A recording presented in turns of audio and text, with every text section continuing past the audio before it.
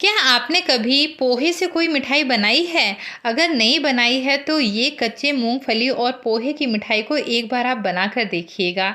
Instant वाली recipe है, बिना घी, बिना मावा, बिना चाशनी और बिना किसी तामझाम के आप बहुत ही हेल्दी तरीके से एकदम से दानेदार मिठाई बनाकर रेडी कर लेंगे।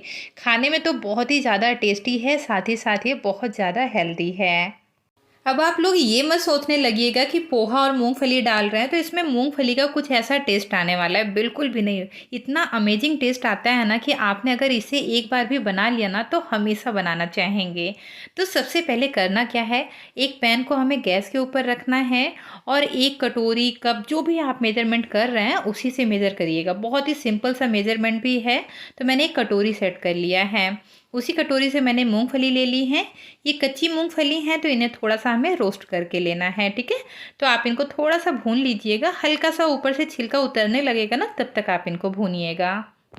त्योहारों की वजह से अभी अलग-अलग चैनल पर बिल्कुल से नई-नई मिठाई की रेसिपी सभी लोग अपलोड कर रहे हैं। शायद ही आपने इस तरीके से किसी भी मिठाई को देखा होगा जो कि मूंगफली और पोहे से बनाई जाती है और जो कि बनाना ना सिर्फ़ और सिर्फ 10 मिनट का काम है। बहुत ही ज़्यादा टेस्टी और इंस्टेंट वाली मिठाई है। लास्ट मोमेंट पे भी आप इसे बना सकते हैं। तो यहाँ पर मूंगफली हमारी लगभग रोस्ट हो गई है, तो मैंने पोहा ले लिया है और पोहा को हमें धुलना नहीं है यहाँ पर, ठीक है? तो धुलना नहीं है तो आप इस तरीके से किसी छन्नी में डाल लीजिएगा और पोहे को छान लीजिएगा, जिससे कि हल्की-फुल्की जो डस्ट वगैरह होती है ना, वो निकल जाएगी। और अगर आपको कहीं पर काला पोहा इस टाइप का दिख रहा हो ना, तो उसको आप हाथ से बीनकर निकाल दीजिएगा। और मेजरमेंट के लिए मैंने पहले ही आपको बताया ना कि एक कटोरी मैंने सेट किया है, आप चाहें तो कप से भी बना सकते हैं। मैंने इस बीच में बहुत सारी मिठाई बनाई है, तो मैं बहुत ही कम क्वांटिटी में बना रही हूँ इसे। तो मैंने वही वाली कटोरी ले लिया है, एक कटोरी भरकर हमें पोहा लेना है। जितना आपको पोहा लेना है उतना ही आपको मूंगफली लेनी है, ये रेशियो ज़रूर ध्यान रखिएगा। तो यहाँ पर एक कटोरी पोहा हमने भरकर ले लिया है। अब चलते हैं गैस की तरफ। तो गैस पर देखिए पहले से ही हमने मूंगफली को रोस्ट कर लिया है। उसी पैन में हम पोहे को डाल देंगे। तो पोहा भूनने में ज़्यादा समय नहीं लगता, 1 मिनट में ही भूनकर रेडी हो जाता है, लेकिन मूंगफली को भूनने में थोड़ा-सा समय लगता है। इसलिए मैंने मूंगफली को पहले किया था और आप चाहें तो अलग-अलग भी रोस्ट कर सकते हैं, ठीक है? तो मैं यहाँ पर रेसिपी में जो मूंगफली के छिलके हैं ना, उनको हटा नहीं रही हूँ। आप चाहें तो छिलकों को अलग करके भी इस रेसिपी को बना सकते हैं। लेकिन ज़बरदस्ती की मेहनत क्यों करना, क्योंकि टेस्ट वही आने वाला है, छिलकों से कुछ भी ज़्यादा फ़र्क नहीं पड़ेगा। हो सकता है हल्का-सा कलर का ही डिफ़रेंस आए, लेकिन टेस्ट वैसा ही आएगा और बहुत ही गज़ब का आएगा। तो यहाँ पर देखिए पोहा जो है ना अच्छे से भुन गया है, आप चाहें तो इसको इस तरीके से चेक भी कर सकते हैं। ये देखिए अगर आप इसे क्रश करेंगे ना तो बहुत ही आराम से देखिए क्रश हो रहा है। तो यहाँ पर दोनों ही चीज़ बहुत ही अच्छे से भुन चुकी हैं। तो इन्हें हमें गैस से नीचे उतार लेना है। एक प्लेट पर इस तरीके से डालकर आप फैला दीजिएगा, जिससे कि ये फटाफट से ठंडा हो जाए। जब तक वो ठंडा हो रहा है इधर हम लोग मीठे की तैयारी कर लेते हैं। तो मीठे के लिए मैं यहाँ पर गुड़ का इस्तेमाल कर रही हूँ। 1 कटोरी गुड़ ले लेंगे, क्योंकि हमने एक-एक कटोरी का मेज़रमेंट लिया ना, तो वही सेम कटोरी से ही मेज़र कर रही हूँ। तो गुड़ को मैंने काट लिया है छोटे-छोटे टुकड़ों में और जितना हमने गुड़ लिया है इतना ही हमें पानी डाल देना है। तो आज की रेसिपी में हम चीनी का इस्तेमाल नहीं कर रहे हैं, लेकिन जो लोग चीनी के साथ में बनाना चाहते हैं ना, सेम मेज़रमेंट के साथ में आप चीनी भी डाल सकते हैं। और यहाँ पर मैं आधा चम्मच के लगभग इलायची पाउडर डाल रही हूँ। इलायची पाउडर नहीं है तो सिंपल आप इलायची को, हरी वाली जो इलायची होती है ना, उसको क्रश करके और उसके जो छिलके होते हैं उसे हटा दीजिएगा। उसके बीज को आप इसमें डाल सकते हैं। अब यहाँ पर गैस का फ्लेम मीडियम कर लीजिएगा और इसे फटाफट से मिक्स करते हुए घुल जाने दीजिएगा। गुड़ है छोटे-छोटे टुकड़ों में किया ना, तो बहुत ही जल्दी से घुल जाएगा। बहुत सारे फ्रेंड्स ये ज़रूर सोच रहे होंगे कि गुड़ कौन खाता है गर्मियों में। तो फ्रेंड गुड़ तो 12 महीना खाया जाता है और बहुत ही हेल्दी होता है। ऐसा तो है नहीं कि पूरी मिठाई एक बार में ही आप खाने जा रहे हैं, ऐसा नहीं होता है।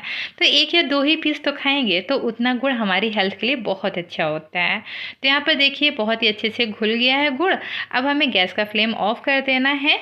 मैंने घुलने के बाद सिर्फ 1 मिनट इसे पकाया है, ज़्यादा बिल्कुल भी मत पकाइएगा। यहाँ पर 1 या 2 तार की चाशनी नहीं बनानी है, ठीक है? तो आपको सिंपल पानी के साथ में से अच्छे से घोल लेना है। और इधर देखिए जो पोहा है, मूंगफली है, ये भी ठंडा हो गया है।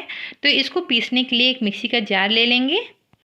मूंगफली और पोहे को मिक्सी के जार में ट्रांसफ़र कर देना है। तो तो एक साथ ही आप पीस लीजिएगा। अगर आप अलग अलग मूंगफली को पीसते हैं ना, तो मूंगफली अपना तेल रिलीज़ कर देती है और अच्छे से नहीं पिसती है। तो इसको पीसने में आपको कोई भी दिक्कत नहीं आने वाली है। आपको पल्स मोड में भी पीसने की ज़रूरत नहीं है।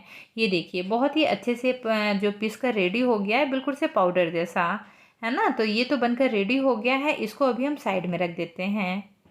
अब एक पैन को हमने गैस पर रखा है। 2 चम्मच के लगभग डेसिकेटेड कोकोनट ले लिया है। जो कोकोनट का बुरादा आता है ना, बस यही हमने 2 चम्मच लिया है, ज़्यादा नहीं लेंगे। और अगर आप चाहें ना तो इसके बगैर भी अपनी मिठाई को बना सकते हैं, लेकिन आप अगर नारियल का यूज़ करते ना तो टेस्ट बहुत ज़्यादा बढ़ जाता है। तो मैंने यहाँ पर इसको डाल दिया है। घी वगैरह कुछ भी नहीं डालेंगे, ऐसे ही आप इसको ड्राई रोस्ट कर लीजिएगा।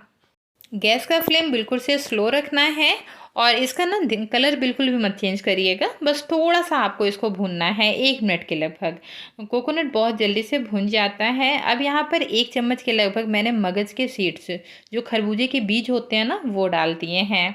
ये पूरी तरीके से ऑप्शनल है, लेकिन जब हम अपनी मिठाई को खाते हैं और बीच बीच में ड्राई फ्रूट्स के चंक्स आते हैं ना, तो खाने में बहुत टेस्टी लगते हैं।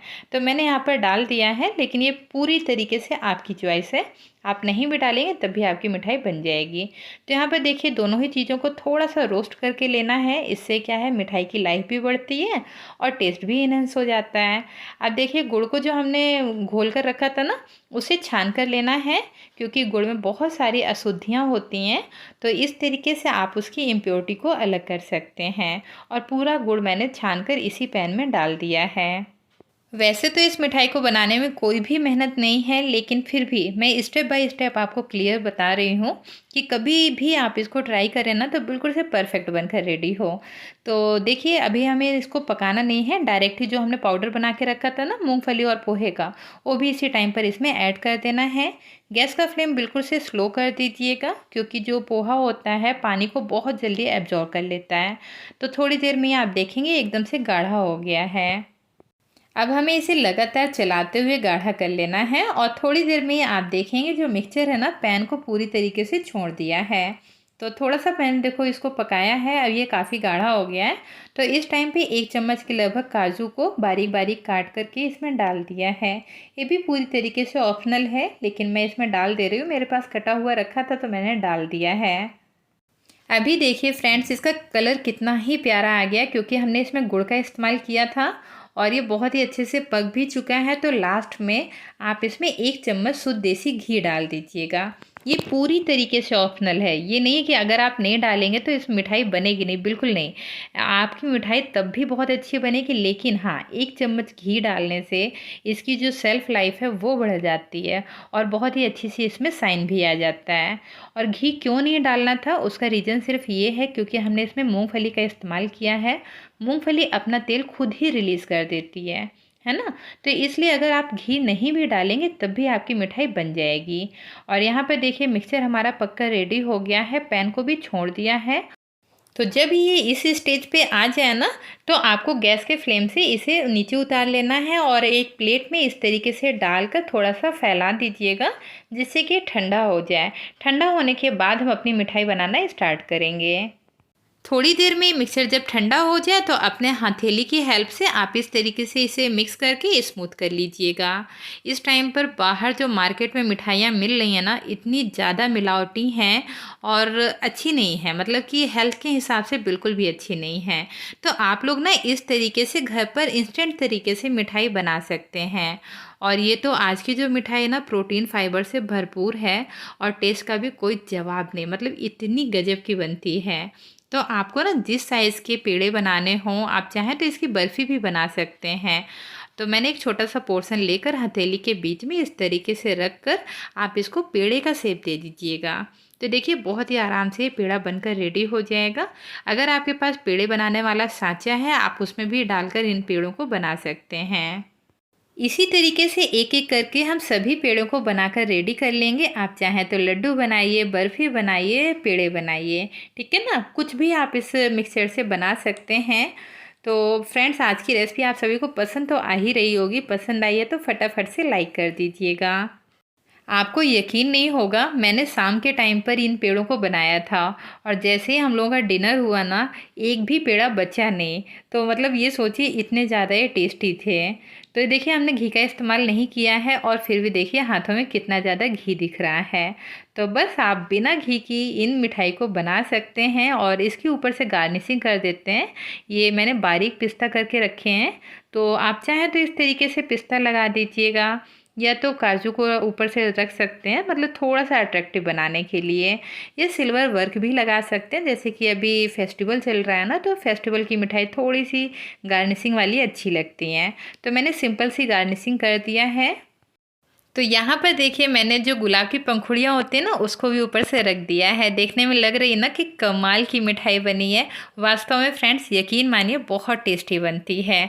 अगर आपको मेरी रेसिपी पसंद है या मेरे ऊपर थोड़ा सा भी ट्रस्ट है ना, तो आप इस मिठाई को एक बार बना कर देखिएगा, आप सभी को बहुत पसंद आएगी।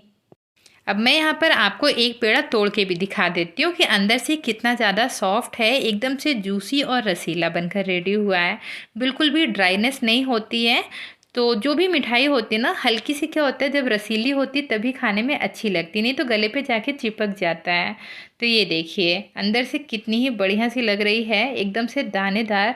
और टेस्ट का तो कोई जवाब ही नहीं, जब आप बनाएंगे तो खुद में खुद आपको समझ में आ जाएगा कि मैंने इसकी इतनी तारीफ़ क्यों की है।